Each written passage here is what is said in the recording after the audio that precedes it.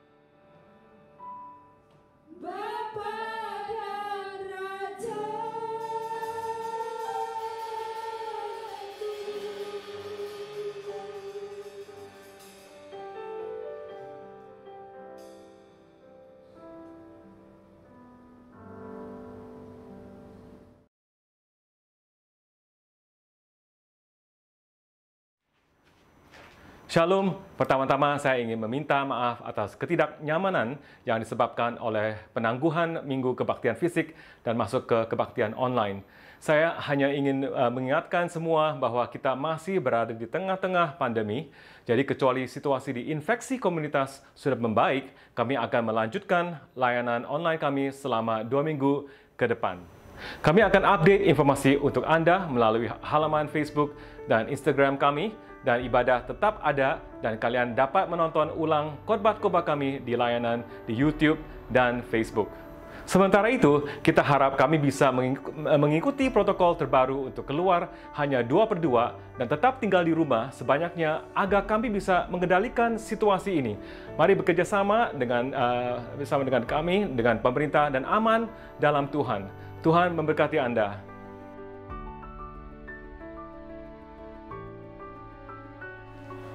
Shalom, selamat pagi semuanya. Mari kita masuk ke dalam tithe and offering, persepuluhan dan persembahan. Di Maliaki pasal 3 ayat 8-10 berkata, ayat 8, "Bolehkah manusia menipu Allah? Namun kamu menipu aku. Tetapi kamu berkata, dengan cara bagaimanakah kami menipu engkau, Tuhan?" Tuhan menjawab, mengenai persembahan, persepuluhan dan persembahan khusus.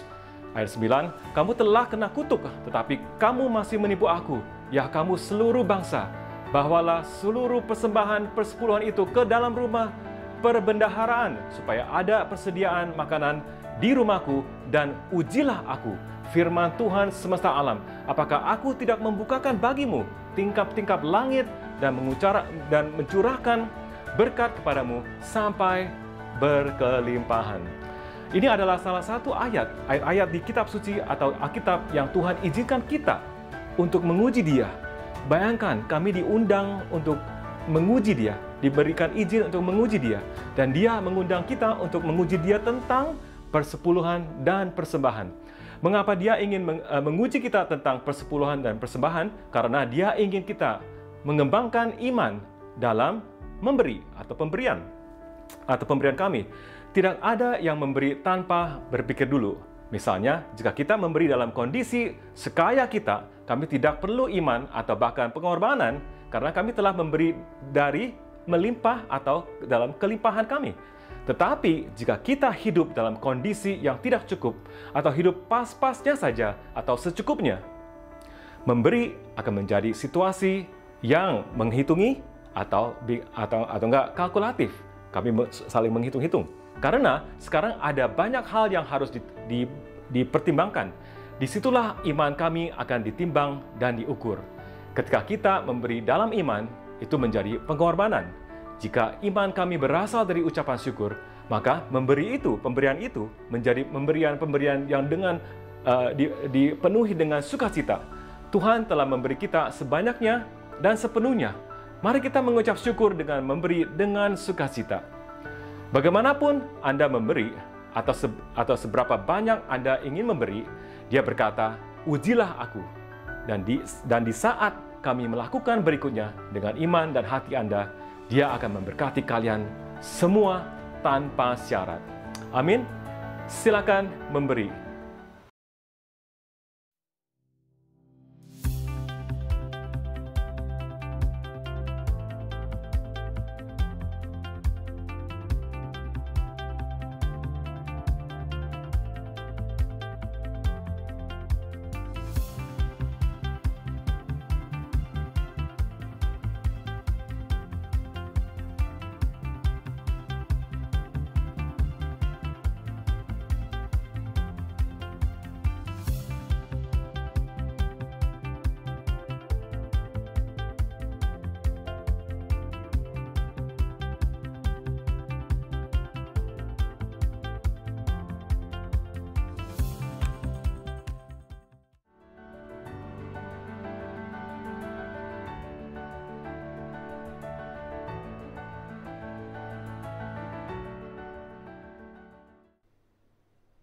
Shalom, selamat pagi saudara semua yang mengikuti ibadah pagi ini.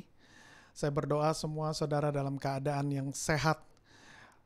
Dan saya berdoa saudara untuk bisa mempersiapkan hati saudara untuk menerima firman Tuhan hari ini. Firman Tuhan yang akan menguatkan saudara, firman Tuhan yang akan membangun hidup saudara. Amin. Oke, tema kita hari ini adalah sukacita.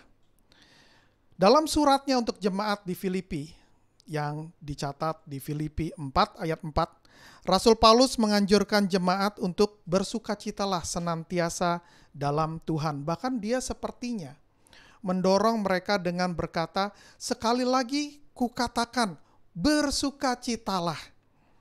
Untuk Rasul Paulus adalah sangat penting untuk kita senantiasa bersukacita dalam Tuhan. Karena sukacita dalam Tuhan akan memberikan kekuatan waktu kita melewati masa-masa yang sulit dalam hidup kita. Banyak orang berkata, aku baru akan bisa bersukacita kalau aku sudah mengumpulkan cukup banyak uang. Atau ada juga yang berkata, aku akan bersukacita ketika aku sudah memiliki rumah sendiri, atau ketika aku mendapatkan promosi dan posisi tertentu di pekerjaanku, atau ketika aku mendapatkan pasangan hidup yang baik, dan lain-lain. Banyak orang yang gak begitu bisa membedakan antara kesenangan atau kepuasan ketika kita mendapatkan sesuatu dengan sukacita dalam Tuhan yang ditulis di Alkitab. Kesenangan ketika kita mendapatkan apa yang kita inginkan sebetulnya bersifat sementara dan tergantung dengan keadaan. Sedangkan sukacita dalam Tuhan yang ditulis di Alkitab tidak tergantung dengan keadaan saudara saat ini. Sukacita dalam Tuhan adalah karena apa yang Tuhan sudah kerjakan, bukan bergantung dengan apa yang saudara ingin untuk dapatkan. Mungkin ada dari saudara yang berkata dalam hati, Bapak bisa bicara begitu karena Bapak gak pernah merasakan penderitaan saya, kesulitan saya, sakit hati saya, dan lain-lain. Oke, mungkin saya gak mengerti apa yang saudara pernah alamin. Tapi saya ingin ajak saudara untuk mengenal hidup Rasul Paulus, supaya saudara dapat mengerti lebih kenapa dia memandang penting untuk senantiasa bersukacita dalam Tuhan. Mari kita lihat apa yang Rasul Paulus ceritakan mengenai hidup dia, yang ditulis di 2 Korintus 11 ayat 24 sampai 27. Ini yang dia katakan mengenai hidup dia. 5 kali aku disesah orang Yahudi. Setiap kali 40 kurang 1 pukulan. 3 kali aku didera. 1 kali aku dilempari dengan batu. 3 kali mengalami karam kapal. Sehari semalam aku terkatung-katung di tengah laut. Dalam perjalananku aku sering diancam bahaya banjir dan bahaya penyamun. Bahaya dari pihak orang-orang Yahudi dan dari pihak orang-orang bukan Yahudi. Bahaya di kota, bahaya di padang gurun, bahaya di tengah laut, dan bahaya dari pihak saudara-saudara palsu. Aku banyak berjerih lelah dan bekerja berat. Kerap kali aku tidak tidur. Aku lapar dan dahaga. Kerap kali aku berpuasa, kedinginan, dan tanpa pakaian. Kalau saudara baca, dengarkan ini. Saudara tahu persis, Rasul Paulus tahu persis apa rasanya penderitaan. Rasul Paulus tahu persis apa rasanya penderitaan, kesulitan dalam hidup, dan lain-lain. Dan Rasul Paulus tahu persis pentingnya sukacita dalam Tuhan untuk dapat melewati keadaan-keadaan yang sangat sulit dalam hidupnya. Saudara mungkin bertanya, bagaimana dia bisa tetap bersukacita waktu menghadapi berbagai macam masalah yang dia hadapi, kesulitan, penyiksaan, dan bahaya dalam hidupnya? Saya percaya Rasul Paulus bisa tetap bersukacita karena dia mengenali dan memahami apa yang Tuhan telah kerjakan. Mari kita lihat hari ini 3 hal yang mungkin bisa saudara jadikan alasan kenapa kita bisa bersukacita dengan apa yang Tuhan telah kerjakan. Mari kita lihat yang nomor 1. Tuhan Yesus sudah menyediakan tempat untuk kita di surga. Di kitab Ibrani 12 ayat 2, Firman Tuhan berkata, marilah kita melakukannya dengan mata yang tertuju kepada Yesus, yang memimpin kita dalam iman dan yang membawa iman kita itu kepada kesempurnaan, yang dengan mengabaikan kehinaan tekun memikul salib guna ganti sukacita yang disediakan bagi Dia, yang sekarang duduk di sebelah kanan tahta Allah. Boleh kita lihat bahasa Inggrisnya enggak? We do this by keeping our eyes on Jesus, the champion who initiates and perfects our faith. Because of the joy awaiting him, he endured the cross, disregarding its shame. Now he is seated in the place of honor beside God's throne. Waktu saya membaca firman ini, saya membayangkan waktu Yesus sedang memikul salib berjalan ke arah tempat di mana dia akan disalib. Salib yang begitu berat. Tapi yang lebih berat lagi bukan berat salibnya. Yang lebih berat lagi lah apa yang sebetulnya dia sedang pikul. Saking beratnya dia terjatuh berkali-kali. Dan waktu dia berjalan bukan orang memuji dia atau memberikan dia semangat. Waktu dia sedang berjalan orang mencemooh dia, bahkan ada yang memukul dia, meludahi dia. Mungkin banyak alasan untuk dia menyerah saja. Tapi saya rasa setiap kali dia jatuh, dia teringat apa yang sedang dia pikul. Dosa-dosa seluruh manusia. Dia mungkin membayangkan bagaimana orang-orang yang berdosa, nantinya akan dihukum di neraka, menderita, penuh kesakitan, penuh air mata. Setiap kali dia mengingat itu, dia bangkit, dia kuatkan diri dia dan dia bangkit. Dan setiap kali dia memandang dan membayangkan salib di mana dia akan disalib, dia membayangkan wajah orang-orang yang dosanya sedang dia pikul. Di situ ada wajah saudara, di situ ada wajah saya juga. Dan dilihat pada waktu dia disalib nanti, wajah orang-orang yang tadinya menderita berubah menjadi sukacita. Jadi sebetulnya sukacita siapa yang lagi ngomongin di firman Tuhan ini? Sebenarnya sukacita saudara dan sukacita saya. Tuhan adalah Tuhan. Kalau dia tidak turun pun ke dunia, dia tetap ada di surga. Dia tetap bersukacita. Tapi kalau dia tidak turun ke dunia, kita tidak akan memiliki sukacita. Di kayu salib, dia memenangkan sukacita kita. Itu yang sudah Tuhan Yesus kerjakan bagi kita. Apa sih efeknya buat kita? Di kitab Roma 8 ayat 1-2. Firman Tuhan berkata, demikianlah sekarang tidak ada penghukuman bagi mereka yang ada di dalam Kristus Yesus. Roh yang memberi hidup telah memerdekakan kamu dalam Kristus dari hukum dosa dan hukum maut. Karena Yesus sudah menebus, memenangkan, mendapatkan sukacita, memenangkan jiwa kita di atas kayu salib, maka kita sudah merdeka dan kita bersuka cita. Yang kedua, apa yang sudah Yesus kerjakan? Yesus menjadikan kita sahabatnya. Kitab Yohanes 15 ayat 15, Yesus berkata, aku tidak menyebut kamu lagi hamba, sebab hamba tidak tahu apa yang diperbuat oleh tuannya.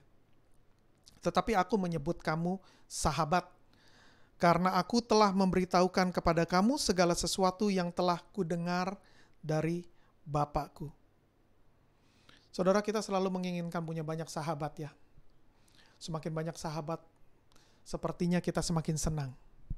Ya, kita punya sahabat di Facebook, di Instagram, di mana-mana saja, di media sosial. Kita ingin untuk memiliki banyak sahabat. Tapi sebetulnya kalau saudara perhatikan, kalau saudara coba renungkan, sahabat seperti apa yang saudara mau? Apakah 100 orang yang ada di kontak list saudara, yang sepertinya teman saudara, tapi saudara nggak pernah ketemu? Dia nggak ada bersama saudara pada waktu saudara sedang dalam kesulitan. Apakah mereka lebih penting daripada satu sahabat yang selalu ada pada waktu saudara ada di titik yang terendah di dalam hidup saudara? Buat saya, sahabat yang terbaik adalah dia yang gak pernah meninggalkan kita di saat kita ada di titik yang terendah di dalam kehidupan kita. Sadrak, Mesak, dan Abednego mendapatkan sahabat mereka ketika mereka ada di dalam api. Baca sendiri di Daniel 3 ceritanya. Daud mendapatkan sahabatnya tidak pernah meninggalkan dia waktu dia harus berjalan dalam lembah kekelaman. Dia tulis cerita ini di Mazmur 23. Mazmur 23 ayat 4 berkata, "Sekalipun aku berjalan dalam lembah kekelaman, aku tidak takut bahaya, sebab Engkau besertaku. Gadamu dan tongkatmu itulah yang menghibur aku."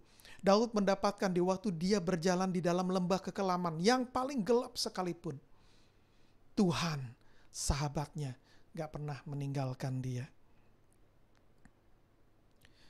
Di Kisah Para Rasul 16 ayat 25, tercatat di Kisah Para Rasul 16 ayat 25. Di situ diceritakan Rasul Paulus ketika dia waktu itu ditangkap, didera, dan dimasukkan ke penjara. Tapi apa yang dia lakukan di penjara? Rasul Paulus mulai berdoa dan mulai menyanyikan puji-pujian kepada Allah.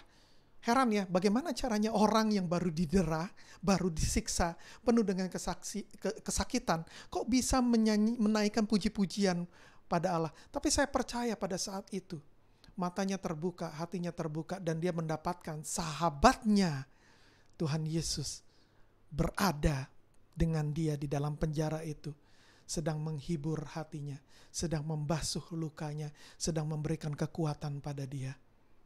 Maka itu kenapa dia bisa bernyanyi, memuji, meninggikan nama Tuhan.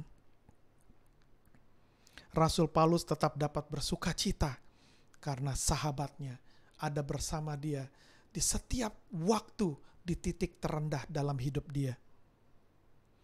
Kitab Ibrani 13 ayat 5b berkata, "Karena Allah telah berfirman, Aku sekali-sekali tidak akan membiarkan engkau dan aku sekali-kali tidak akan meninggalkan engkau." Ini janji Tuhan buat saudara dan saya. Kita punya sahabat yang terbaik. Saudara mungkin gak mengerti. Mungkin saudara mencari sahabat di tempat lain selama ini. Tapi dapatin Tuhan karena Tuhan adalah sahabat saudara yang terbaik. Saudara tahu apa yang terjadi pada waktu saudara masuk ke kamar dan berdoa sama Tuhan, datang menangis kepada Tuhan. Saudara tahu apa yang terjadi? Tuhan akan memeluk saudara. Tuhan akan memberikan penghiburan kepada saudara. Tuhan akan berkata, "Aku akan nggak akan meninggalkan engkau." Semua orang boleh meninggalkan engkau. Semua orang boleh menjauhi engkau. Semua orang boleh memaki-maki engkau. Tapi aku akan memeluk engkau. Aku gak akan meninggalkan engkau. Aku adalah sahabatmu yang terbaik. Saudara boleh bercerita apa saja sama Tuhan, karena Tuhan adalah sahabat yang terbaik. Sahabat yang terbaik, dia gak akan menghakimi apa yang saudara alami. Sahabat yang terbaik tidak akan menghakimi kesalahan yang saudara buat. Sahabat yang terbaik akan selalu berada bersama saudara melalui masa-masa sulit yang saudara sedang alami. Amin. Dapati Tuhan Yesus. Dapati Tuhan Yesus. Bersuka cita karena Tuhan Yesus gak pernah meninggalkan saudara. Yang ketiga, Tuhan telah menjadikan kita anak-anaknya. Di kitab Roma 8 ayat 15 sampai 16, firman Tuhan berkata, "Sebab kamu tidak menerima roh perbudakan yang membuat kamu menjadi takut lagi. Tetapi kamu telah menerima roh yang menjadikan kamu anak Allah. Oleh roh itu kita berseru, Ya Aba, Ya Bapa." Roh itu bersaksi bersama-sama dengan roh kita bahwa kita adalah anak-anak Allah. Status kita, orang yang berdosa, orang yang sebetulnya gak layak, status kita diangkat oleh Tuhan menjadi anak-anaknya.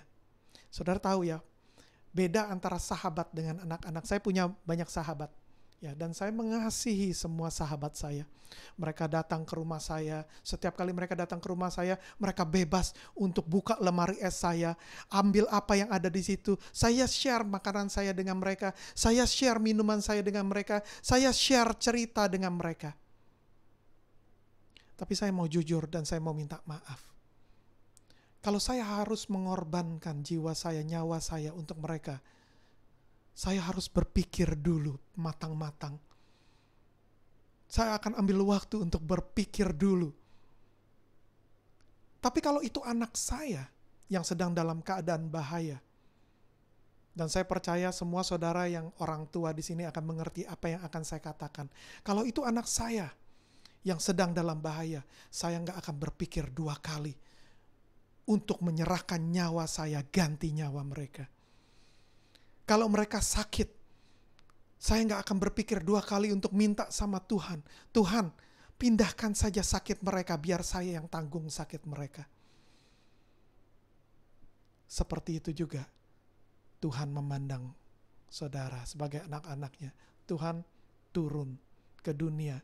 Dia ambil segala kesakitan yang mestinya kita semua derita. Yang mestinya kita semua alami.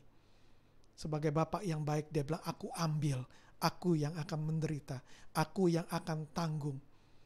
Supaya kita bisa bebas dari penderitaan dan kita bisa bersuka cita. Itu kasih Bapa. Saya akan tutup sermon saya hari ini, khotbah saya hari ini dengan satu ilustrasi. Beberapa lama yang lalu, 1 minggu atau 2 minggu yang lalu, ada seorang mengirim video kepada saya. Dan waktu saya lihat video ini adalah sebuah rekaman yang dibuat oleh seorang bapak ya. Bapak ini bertemu dengan seorang anak perempuan kecil di jalanan. Anak perempuan kecil ini dia sedang menjual jagung di pinggir jalan. Jadi kalau ada orang yang lewat mau beli jagung, dia jual jagung. Anak perempuan yang kecil. Kemudian bapak ini merasa tertarik melihat anak perempuan ini. Dan kemudian dia turun, dia berhenti, dan dia mulai bertanya-tanya tentang dengan anak perempuan ini. Dia mulai berbincang-bincang. Dia tanya anak ini, kamu umur berapa? Anak ini bilang, oh aku umur 10 katanya. Bilang, kenapa kamu berjualan jagung di tempat ini? Anak ini bilang, oh karena di jalanan ini banyak orang lewat, jadi aku bisa berjualan jagung. Kemudian bapak ini bertanya sama ini, kenapa kamu gak sekolah? Dia bilang, oh aku sebetulnya harusnya sekolah, tapi aku memutuskan untuk berjualan jagung di tempat ini karena aku ingin membantu kakekku. Kakekku kerja keras untuk mencari uang, jadi aku ingin membantu kakekku. Kemudian bapak ini bertanya, loh ayah kamu ada di mana? Oh aku gak pernah lihat ayahku. Mama kamu ada di mana? Oh mamaku meninggal waktu melahirkan aku, jadi aku juga gak pernah lihat. Selama ini aku dibesarkan oleh kakekku. Dan timbul rasa kasihan di hatinya bapak ini melihat anak perempuan ini yang yatim piatu bekerja keras menjual jagung. Kemudian bapak ini bertanya, kamu sudah makan atau belum? Dia bilang, aku belum makan, tapi gak apa-apa, aku mau jualan jagung dulu. Nanti pulang aku akan makan. Dan bapak ini keluarkan, rupanya dia membawa beberapa roti, dia keluarkan, dia berikan sama anak ini. Dia bilang, kamu makan dulu, jangan lapar, nanti kamu sakit. Ya, kemudian anak ini lihat rupanya roti ini dibungkus dengan baik, dibungkus dengan indah. Dia lihat, kemudian dia taruh di keranjang. Dia bilang, kenapa kamu gak makan? Oh ini nanti roti aku mau berikan sama kakekku, dia gak pernah lihat nih roti yang bagus seperti ini. Kemudian bapak ini bilang, nggak apa-apa, kamu makan aja. Kamu makan aja rotinya, saya masih punya yang lain nanti buat kakek kamu. Maka anak ini mulai memakan, dan bapak ini tersentuh sekali dengan anak perempuan ini. Kemudian dia bilang, aku antarkan kamu pulang deh. Jadi dia antarkan pulang, dia lihat rumahnya. Sambil itu berjalan di rumah, dia bilang, oh di sini kamu tinggal. Ya di sini aku tinggal katanya. Oh oke, semua jagung ini aku beli. Kamu gak usah jualan lagi hari ini di jalanan ya. Aku beli semua jagung ini, aku bawa pulang. Ya, wah anak ini senang sekali. Terima kasih Bapak, terima kasih ya. Ya. Dan Bapak ini begitu tersentuh akan anak ini. Jadi Bapak ini seringkali datang ke rumah anak ini. Dan seringkali dia berbincang dengan anak ini. Satu kali dia berbincang sama anak ini, kamu punya cita-cita jadi apa? Dan anak ini berkata, aku maunya jadi guru. Ya, padahal sekolah aja sering bolos, tapi aku ini pingin jadi guru katanya. Dan bapak ini waktu berikutnya dia datang, dia bawakan perlengkapan alat-alat tulis yang bagus. Ya, yang gak pernah terbayangkan oleh anak ini melihat alat-alat tulis itu dengan baik. Wah, luar biasa ya. Kemudian bapak ini berikan dia tas. Ini nanti kamu ke sekolah pakai tas ini ya. Ya, lain kali bapak ini datang lagi, dia bawakan baju. Kelihatan kamu kok pakai baju gak pernah ganti-ganti. Ini aku berikan kamu baju ya yang baru nanti dipakai ya. Ya, dan anak ini mulai waktu dia menerima ini dia mulai keluar air mata. Dan kemudian dia mulai berkata, apa ini ya rasanya dikasihi oleh bapak ya? Apakah ini rasanya dikasihi oleh ayah ya? Karena dia gak pernah merasakan. Dia gak pernah tahu siapa ayahnya. Dia gak pernah mendapatkan kasih dari ayahnya. Kapan-kapan lagi berikutnya, bapak ini datang untuk mengunjungi anak ini. Dan anak ini senang setiap kali bapak ini datang. Dan satu hari ini bapak ini datang. Dan dia memberikan uang sama anak ini. Ini kamu simpen ya. Nanti buat uang jajan kamu. Dan anak ini mulai menangis. Anak ini mulai menangis. Dan dia memeluk bapak ini. Dia bilang, aku gak kepingin uang. Aku gak mau uang. Aku rindu ayah. Aku mau terus merasakan kasih ayah ini bersamaku. Terus tidak pergi. Aku ingin terus merasakan kehadiran ayah. Aku terus ingin merasakan rasanya aman ketika ayah ada di sini. Aku terus ingin merasakan rasanya terhibur waktu ayah ada di sini. Rasanya kesakitanku, sedihanku, semuanya hilang pada waktu ayah ada di sini. Aku gak kepingin uang. Aku gak kepingin barang apapun yang engkau bawa. Aku mau kasih-Mu yang melimpah untuk aku. Dia peluk erat sambil menangis. Aku mau ayah. Aku mau ayah. Bapak kita yang di surga mau saudara seperti itu. Dia memberkati saudara karena dia mengasihi saudara. Dia memberikan apa yang saudara butuhkan. Setiap kali saudara membutuhkan sesuatu, dia akan penuhi kebutuhan saudara. Tapi yang lebih menyentuh hati dia adalah pada waktu saudara berkata, Bapak, terima kasih atas berkat-berkat yang kau berikan. Tapi aku lebih menginginkan engkau di dalam hidupku daripada semua berkat yang kau berikan padaku. Aku menginginkan engkau. Aku menginginkan engkau. Aku merindukan engkau, ayahku. Aku merindukan engkau, Bapakku. Dan Tuhan akan berkata, kamu adalah anakku, aku adalah Bapakku, aku gak akan pernah meninggalkan engkau. Aku gak akan pernah membiarkan engkau sendiri. Aku tidak akan pernah membiarkan engkau sebagai yatim piatu. Aku akan memberikan keamanan, aku akan memberikan penghiburan, aku akan memberikan kekuatan bagi engkau. Saudara, bersukacitalah. Apapun keadaan saudara hari ini, bersukacitalah. Karena bukan hanya tempat saudara di surga sudah dijamin sama Tuhan. Tapi Tuhan bahkan menjadi sahabat saudara dan lebih daripada itu. Tuhan menjadi ayah saudara. Mungkin ada dari saudara di sini yang juga seperti anak perempuan ini. Bertumbuh menjadi dewasa gak pernah mengenal kasih Bapa. Hari ini kalau itu saudara, kasih Bapa sedang mengalir di tempat dimanapun saudara berada. Kalau saudara mau, hari ini kasih Bapa sedang mengalir, karena itu kerinduan Bapa. Itu kerinduan Bapa. Supaya anak-anaknya dapat merasakan betapa besar kasih-Nya buat anak-anaknya.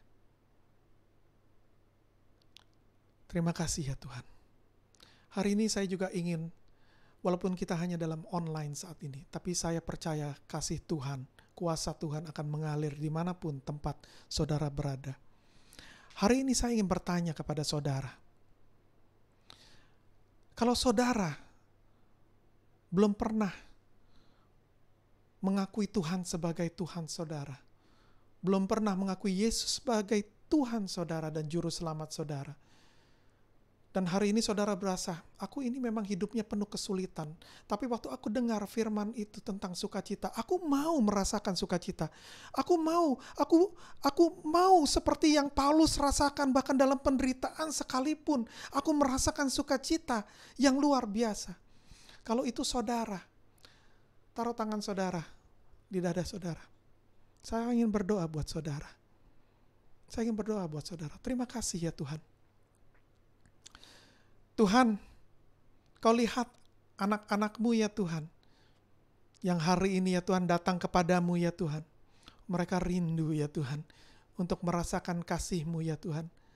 Mereka rindu ya Tuhan, untuk bisa merasakan sukacita. Mungkin selama ini hidup mereka begitu sulit, mereka nggak ngerti apa arti sukacita Tuhan. Tapi hari ini ya Tuhan, biar sukacita-Mu mengalir saat ini. Mengalir dan mengalir. Kasih-Mu mengalir Tuhan. Jamah setiap mereka yang mencari Engkau. Jamah setiap mereka yang datang ke hadapan Engkau. Jamah setiap mereka yang membutuhkan saat ini ya Tuhan. Jamah ya Tuhan. Lawat mereka ya Tuhan. Satu persatu Kau lawat mereka Tuhan.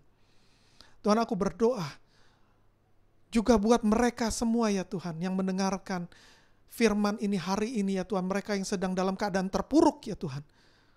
Mereka yang sedang dalam keadaan tergeletak ya Tuhan. Mereka yang sedang putus semangat ya Tuhan. Mereka yang merasakan kenapa hidup mereka dalam kesulitan Tuhan. Aku berdoa bagi mereka semua Tuhan. Hari ini akan ada perubahan ya Tuhan. Akan ada sesuatu yang berubah Tuhan. Karena apapun keadaan mereka Tuhan, mereka akan mulai merasakan dalam hati mereka ada sukacita yang terbit ya Tuhan. Ada sukacita yang timbul bukan karena apa yang mereka inginkan ya Tuhan. Tapi karena apa yang Engkau sudah kerjakan di dalam hidup mereka ya Tuhan. Apa yang sudah Engkau kerjakan untuk mereka ya Tuhan. Apa yang sudah Kau berikan, keselamatan yang sedang Kau tawarkan ya Tuhan. Sahabat yang terbaik untuk mereka ya Tuhan. Orang tua ya Tuhan. Yang tidak pernah mereka rasakan kasih-Nya ya Tuhan. Terima kasih ya Tuhan. Terima kasih ya Tuhan. Tuhan, hamba-Mu saat ini selesai dalam berbicara. Hamba-Mu selesai dalam menyampaikan firman-Mu ya Tuhan. Tapi ya Tuhan, biar Roh-Mu terus mengalir ya Tuhan dalam kehidupan anak-anak-Mu ya Tuhan. Terus jamah, terus lawat mereka, terus kuatkan mereka. Berikan inspirasi dalam hidup mereka ya Tuhan. Terus bersukacita ya Tuhan. Supaya mereka terus bersukacita ya Tuhan. Terima kasih ya Tuhan. Terima kasih ya Tuhan. Thank you Jesus. Terima kasih Roh Kudus. Terima kasih ya Lord, akan kebaikan-Mu dalam hidup kami ya Tuhan. Kami bersukacita ya Tuhan, karena kami memiliki Tuhan yang seperti Engkau, sahabat yang seperti Engkau, Bapa yang seperti Engkau. Terima kasih ya Tuhan. Thank you Lord, thank you Lord, thank you Lord. Hanya dalam nama-Mu Yesus, kami berdoa dan mengucap syukur. Semua yang percaya katakan amin, amin, dan amin. Semoga semua saudara diberkati hari ini oleh firman Tuhan. Amin.